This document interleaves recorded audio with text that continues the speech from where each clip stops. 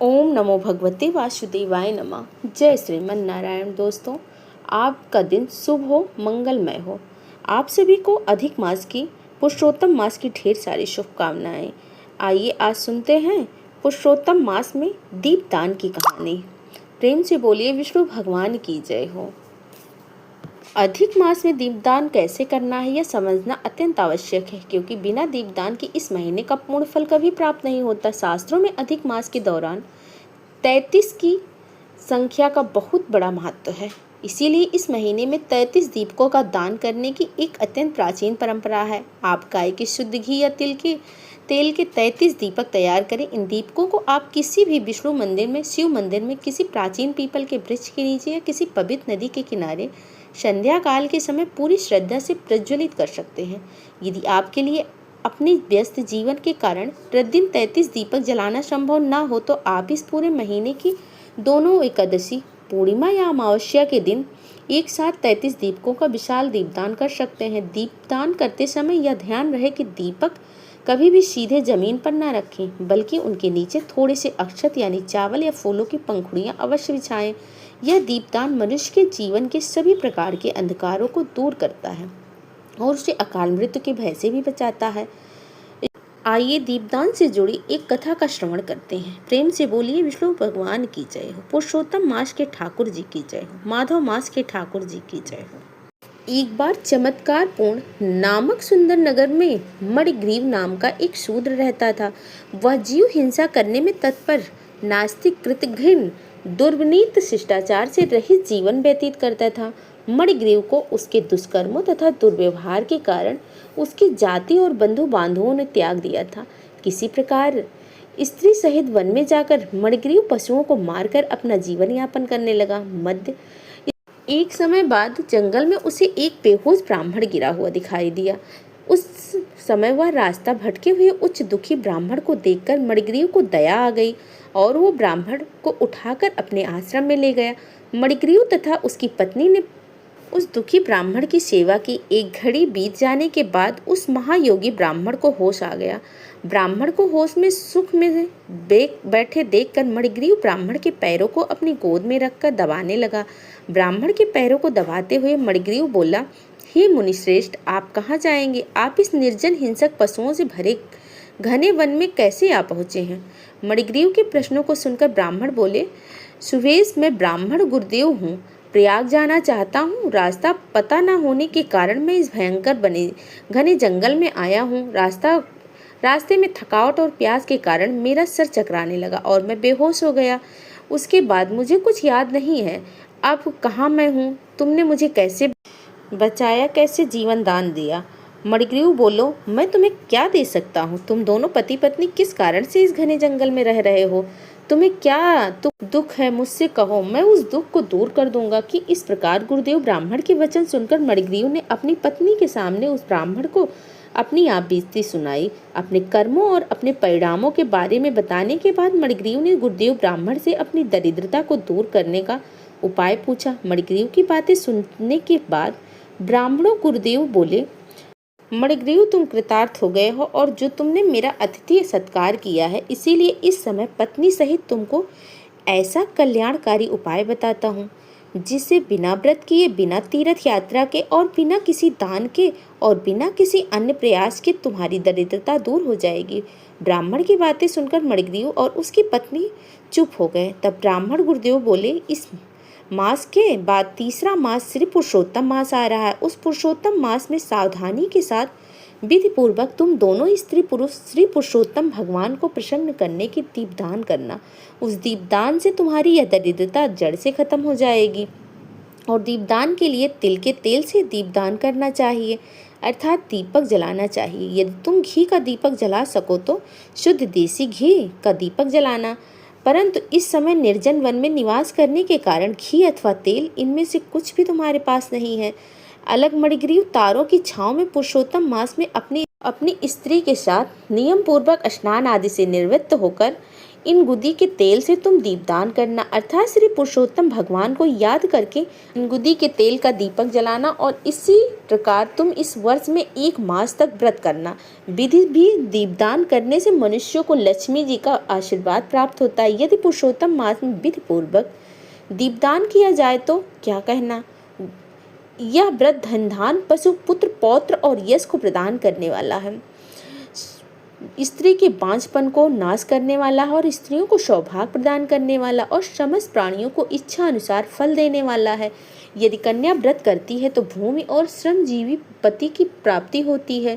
स्त्री की इच्छा रखने वाला पुरुष और पतिव्रता स्त्री को प्राप्त करता है। विद्यार्थी विद्या को प्राप्त करता है। तिथि को चाहने वाले अच्छी तरह से सिद्धि को प्राप्त कर लेते हैं। खजाने को चाहने वाले खजाने को प्राप्त करते हैं और मोक्ष चाहने वाले को मोक्ष की प्राप्ति होती है। बिना विधि के बिना शास्त्र के जो पुरुषोत्तम मास में जिस किसी जगह दीपदान करता है वह इच्छानुसार फल को प्राप्त कर लेता है। विधि पूर्वक नियम से जो दीपदान करता है तो फिर कहना ही क्या है। इसीलिए पुरुषोत्तम मास में दीपदान करने का विशेष महत्व है। मणिग्रीव और उसकी पत्नी को पुरुषोत्तम मास में दीपदान का महत्व बताकर गुरुदेव वहां से रवाना हो गए। पुरुषोत्तम मास आरंभ हो गया। मणिग्रीव और उसकी पत्नी ने आलस्य को छोड़कर ऐश्वर्य पाने की इच्छा से ही बुद्धि इन गुदी के तेल से दीपदान करना आरंभ कर दिया। इस प्रकार दान करते करते उन दोनों को पुरुषोत्तम मास बीत गया। गुरुदेव ब्राह्मण के कहे अनुसार दीपदान करने से मणिग्रीव और उसकी पत्नी शुद्धांतकरण होकर समय पर काल के वशीभूत हो इंद्रपुरी अर्थात वर्ग को गए। वहां होने वाले सुखों को भोग कर पृथ्वी पर भारतवर्ष में दोनों ने पुनः मनुष्य योनि में जन्म लिया। पूर्व जन्म में जो मृत हिंसा में तत्पर मणिग्रीव था वह पुरुषोत्तम मास में दीपदान करने से अगले जन्म में वीर बालों के पुत्र आयोबाहु नाम से प्रसिद्ध राजा बना और मणिग्रीव की पत्नी सुंदरी अगले जन्म में चित्रवालों की पत्नी चंद्रकला बनी। ओम नमो भगवते वासुदेवाय नमः। आइए सुनते हैं अधिक मास की दूसरी कहानी। एक समय की बात है, एक गांव में एक बुढ़िया माई थी। उनकी एक बेटा और एक बहू थे। बुढ़िया माई बहुत ही धार्मिक प्रवृत्ति की महिला थी। हर तीसरे साल पुरुषोत्तम मास आने पर स्नान व्रत दान और पुण्य किया करती थी। एक बार पुरुषोत्तम मास में उनके बेटी बहू ने उनसे कहा, माँ तुम हर बार पुरुषोत्तम मास में स्नान आदि करती हो, इसका कोई पुण्य फल भी मिलता है? मेरी शादी को 5 वर्ष हो गए, आज तक न तुम्हारे पोता हुआ है न ही मेरी कोई अच्छी नौकरी लगी है। तब बुढ़िया माई को अपने बेटे की बात अच्छी नहीं लगी, लेकिन फिर भी वह बोली, मैं अब पुरुषोत्तम भगवान से मिलकर पूछूंगी कि मेरे स्नान दान का पुण्य कब मिलेगा और अब मैं घर तभी वापस आऊंगी। वह बूढ़ी अम्मा जय हो पुरुषोत्तम भगवान की, जय हो पुरुषोत्तम भगवान की करते हुए अपने घर से निकल जाती है। चलते चलते रास्ते में उन्हें एक कोढ़ी मिला। उसने बूढ़ी अम्मा से पूछा, माई तुम कहाँ जा रही हो? तो बुढ़िया माई बोली, भाई मैंने अपने पूरे जीवन काल में हर तीसरे साल आने वाले पुरुषोत्तम मास का स्नान किया, व्रत दान आदि किया, लेकिन मेरे बेटे बहू कहते हैं इसका कोई पुण्य ही नहीं मिला। मैं भगवान से मिलकर यह पूछूंगी कि मुझे इसका फल कब मिलेगा। तब वह कोढ़ी बोला, बहन यदि तुम्हें पुरुषोत्तम भगवान मिले तो उनसे भी मेरे दुख का निवारण पूछना। जब मैं छोटा था तब से ही मुझे कोढ़ है, यह मुझे किस बात की सजा मिल रही है? बुढ़िया बोली, जरूर पूछूंगी। यह कहकर वह आगे जय हो पुरुषोत्तम भगवान की, जय हो पुरुषोत्तम भगवान की करती हुई आगे बढ़ गई। वापस अपने रास्ते चल पड़ी। आगे जाकर उसे एक कुम्हार पति पत्नी मिले। उन्होंने पूछा, बुढ़िया माई आप कहाँ जा रही? बुढ़िया माई ने उन्हें भी सारी बात बता दी। तब वह बोले, माई क्या तुम हमारे दुख का निवारण पुरुषोत्तम भगवान से पूछोगी? हमारी आजीविका का एकमात्र साधन या मटके बनाना है। पिछले 3-4 वर्षों से हमारे चाक पर टूटे फूटे मटके बन रहे हैं, कुछ बच भी नहीं पा रहा, पकाते समय टूट जाते हैं, ऐसा क्यों हो रहा है? तुम यह पूछना जरूर। बुढ़िया माई बोली, जरूर पूछूंगी। ऐसा कहकर वह जय हो पुरुषोत्तम भगवान की, जय हो पुरुषोत्तम भगवान की कहती हुई फिर आगे चल पड़ी। रास्ते में अपने चल पड़ी। उन्हें एक सांप मिला रास्ते में और बोला, बुढ़िया माई मैं तुम्हें डस लूंगा। बुढ़िया बोली, तुम्हें अगर डसना है तो डस लेना, लेकिन अभी मैं पुरुषोत्तम भगवान से मिलने जा रही हूँ। उनसे मिलकर जब वापस आऊं तब तुम मुझे डस लेना। तब वह सांप बोला, माई अगर तुम्हें पुरुषोत्तम भगवान मिले तो मेरे भी दुख का निवारण पूछना। मेरी नागिन हर साल अंडे देती है, लेकिन एक भी सपोला जिंदा नहीं रहता। बुढ़िया बोली, हाँ मैं जरूर पूछ लूंगी। फिर जय हो पुरुषोत्तम भगवान की, जय हो पुरुषोत्तम भगवान की कहती हुई आगे चल पड़ती है। चलते चलते उसे एक पेड़ के नीचे एक साधु महात्मा बैठे हुए मिले। उन्होंने पूछा, बुढ़िया माई कहाँ जा रही हो? बुढ़िया माई ने कहा, अपने बेटे बहू के दिए हुए तानों की सारी बात बताई तो साधु बोले, बुढ़िया माई क्या भगवान ऐसे ही मिल जाते हैं, और मिलेंगे तो तुम उन्हें पहचानोगी कैसे? तो बुढ़िया माई बोली, मैं उन्हें पहचान लूंगी। और ऐसा कहकर उसने साधु महात्मा को प्रणाम किया और बोली, जय हो पुरुषोत्तम भगवान की। तब पुरुषोत्तम भगवान ने उसे दर्शन दिए और बोले, तुम्हें क्या चाहिए? तो बुढ़िया माई बोली, मुझे आपके दर्शन होते ही सब कुछ मिल गया, मुझे और कुछ नहीं चाहिए। पुरुषोत्तम भगवान ने बोले, जा बुढ़िया, तेरा कल्याण हो।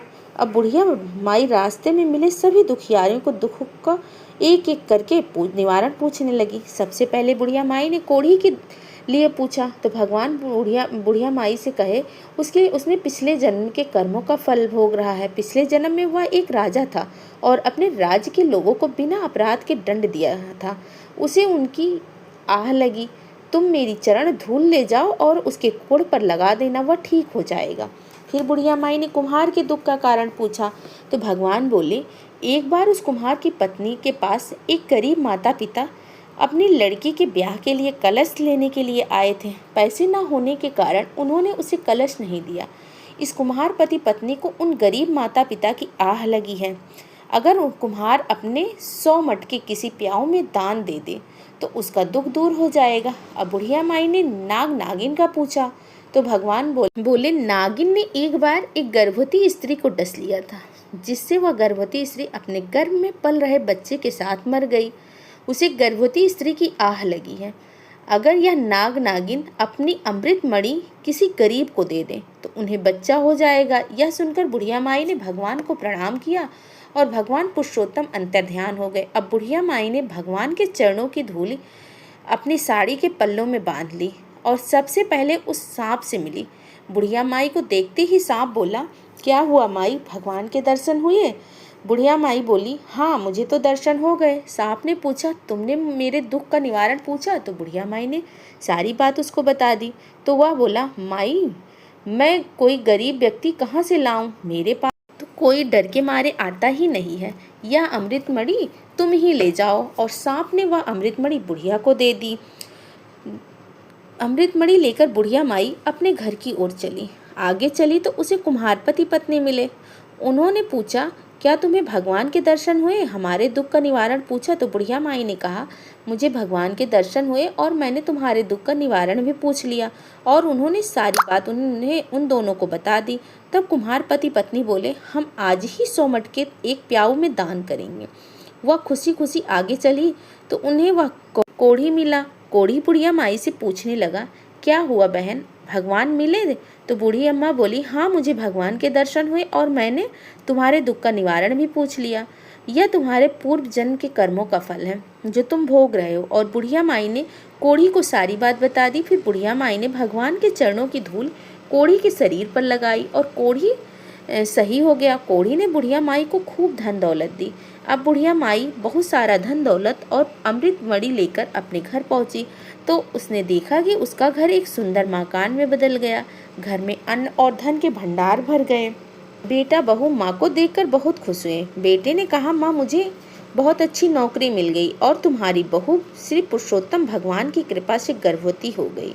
बेटी बहू ने भगवान के चरणों की धूल को अपने माथे से लगाया और सबने पुरुषोत्तम भगवान की जय जयकार करी।